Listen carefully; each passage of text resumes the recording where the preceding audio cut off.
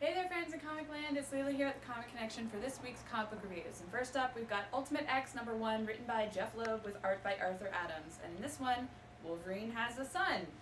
His name is Jimmy Hudson, and he's just beginning to learn about his new abilities and who his father was. But what does this feature hold, and what message does Kitty Pryde have for him?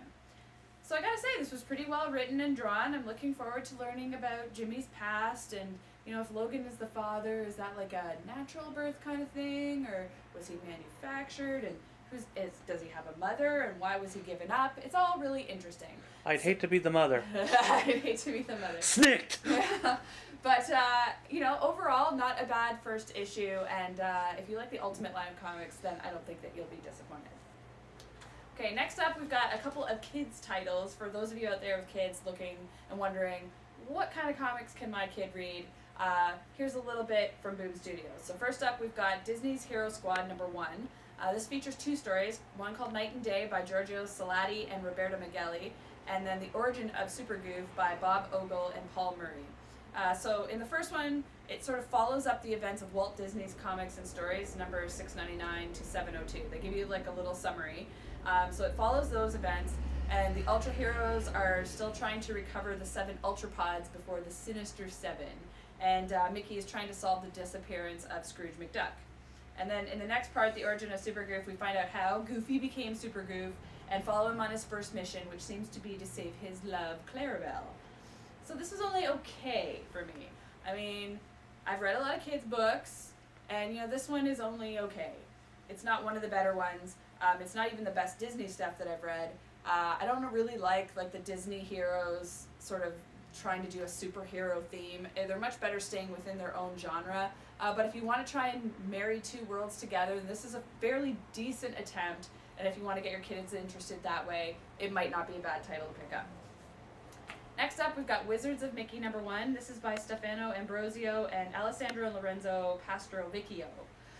So in this one, Team Diamond Moon, which is Daisy, Minnie, and Clarabelle, challenge their friends, the Wizards of Mickey, which is Mickey, Donald, and Goofy, for the Stone Diamagic, because Minnie needs to save her kingdom that has been turned to stone by the evil Phantom Blot.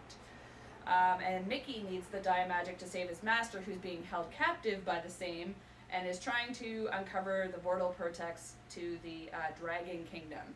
So there's a lot of, magic and Disney characters and adventure.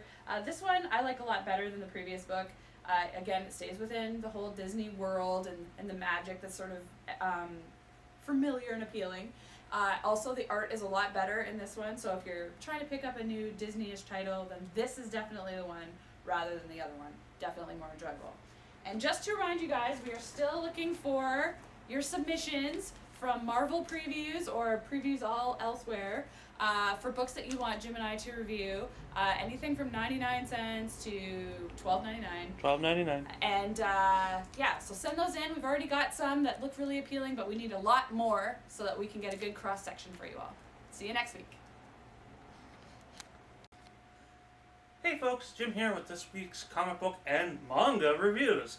First up, Ultimo, Volume 1, written and drawn by Hiroyuki Takai. And in this one, Ultimo and Vice are the mechanical embodiment of good and evil, but after a battle in the past, they awaken in the future when found by a high school student named Yamato.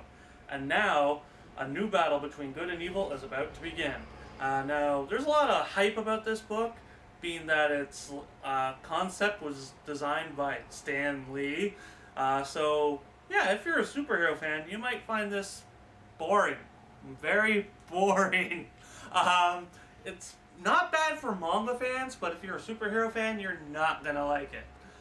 So, basically, even with the Stan Lee name, it's probably not going to be your cup of tea. But if you want to try something a little bit different, this one's for you. Pretty good story. Pretty good art. First volume, I was more or less impressed. I'll try out volume 2 and see if I'm more impressed.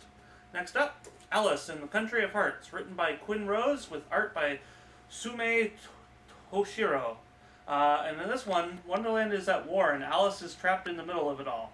All Alice wants to do is go home, but it seems almost everyone has a crush on her for some reason. This one's a little odd. It's basically a Japanese retelling of Alice in Wonderland, of course. But of course now all the animal characters are human-like with animal features, and they're very bishy and or shoujo-esque. So the storyline gets a little bit dark in places, but overall it's not bad. I mean, I can't really recommend it for anyone under 12, but it's not bad overall. Pretty good art, pretty good story. It's not bad. I actually like seeing Alice in Wonderland type stories, and this one's one of the better ones, especially better than anything that Zenescope has put out.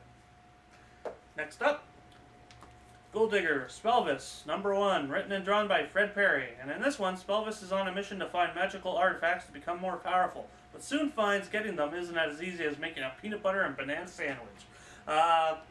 This book was actually pretty damn funny. Especially when he mind controls everyone to doing really horrible things to one another.